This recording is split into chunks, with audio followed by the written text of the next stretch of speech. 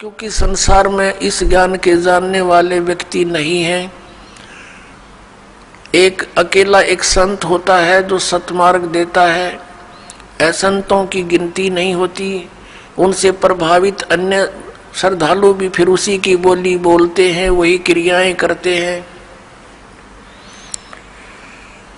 तो नानक साहिब जी कहा करते कि मुझे फिर चिंता बन जाती है, कहीं मेरी फसल में कीड़ा ना लग जा, यानी कोई काल का दूत इनको भ्रमित ना कर दे, इनका जीवन नष्ट हो जा।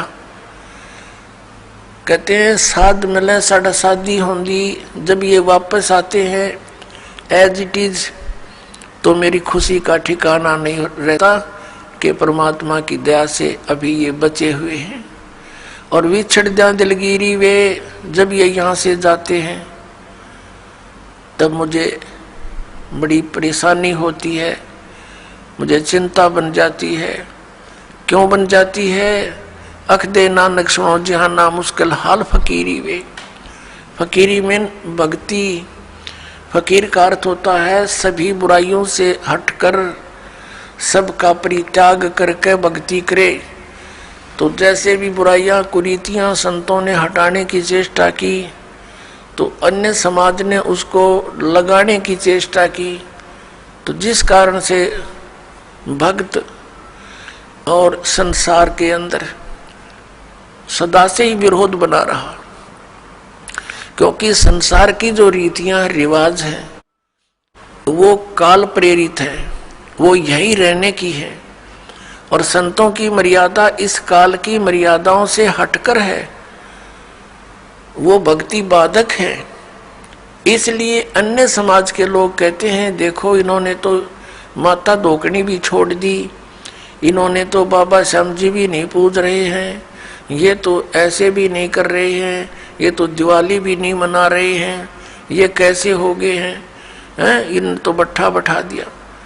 एक भक्त बतावा था, कहने लगा जी आज 10 वर्ष हो गए हमने कोई त्योहार नहीं मना लिया। नाम लिया था उसने उस दिन, फिर वो अपने दुख गिनावा था। कह रहा था जी हमने 10 वर्ष हो गए हमारा त्योहार नहीं मन लिया, ना होली ना दिवाली ना तीज ना कोई अन्य। क्या कारण? कि हमारा परिवार है, कभी तो हमारे घर में कोई खुद जवान भाई की मृत्यु हो जाती है, 1 वर्ष उसकी चिंता पूरी होती है, तब तक दूसरा कोई रिश्तेदार निकट में जैसे बहन का पति मर गया, फिर त्योहार मने नहीं, फिर कोई बिल्कुल साथ में का केताऊ का मर गया जवान, फिर ऐसे फिर लड़का मर गया। 10 वर्ष हो गए हमने त्योहार नहीं मना लिया। तो फिर इन त्योहारों को किस लिए मनाते हैं? या तो फिर भी मनाओ अगर इतने कंपलसरी है तो। ये कहने का भाव ये है यहाँ कुछ मनाने की जरूरत ना है, यहाँ तो भगवान के गुण गान की आवश्यकता है। और उस समय को याद रखे, ये जाने का समय याद रखे। अब हम कितने मूर्ख बना रखे हैं। ये दास सत्संग करने जाया करता था तो वहाँ ऐसे ही भक्तों के साथ हमारे जो एक आध भक्त नाम लेता, वहाँ पाठ करते, हम 2-3 दिन रुकते। तो एक व्यक्ति जैसे ही बुला लेते जी आज उस ज्ञान समझ लो, वो बुला ले उसको, वो बैठ कर लगा एंड बैंड बोलन। कहते भक्ति तो अपने मनमय होती है, गुरु बनाने से क्या भक्ति होती है, ले कर दे दे और करके खा ले, बस यही सब कुछ होता है। काफी ऐसी ऐसी बातें करता रहा, समझाने की चेष्टा की, नहीं माना।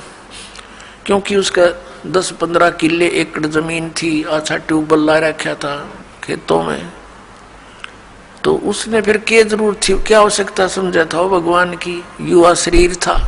काफी समझाने की चेष्टा की, एंड बैंड बोलता रहा, उठ कर चला गया। खान पीन की उम्र है और भी अब फांसी लगा रहे हो आप, बीड़ी नहीं पीनी, शराब नहीं पीनी, मांस नहीं खाना, नाचना कूदना नहीं है, इनों के घर उठ कर चला गया। और कहता है कि भक्ति तो बुढ़ापे में करया करें, वृद्ध अवस्था हो जा। तो उसको बता भी बुढ़ापे में भक्ति कठिन हो जाएगी जब पहले से स्टार्ट ना हुई था।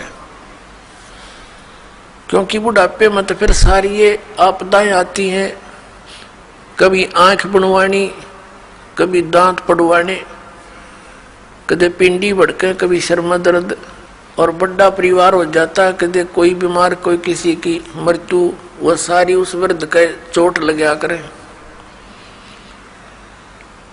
और कदे खांसी सतावे, कदे और 100 समस्याएं हो जाती है। उठ के बैठा जाना, और क्या पता वृद्ध अवस्था तक प्राणी जीवित रहेगा कि ना रहेगा।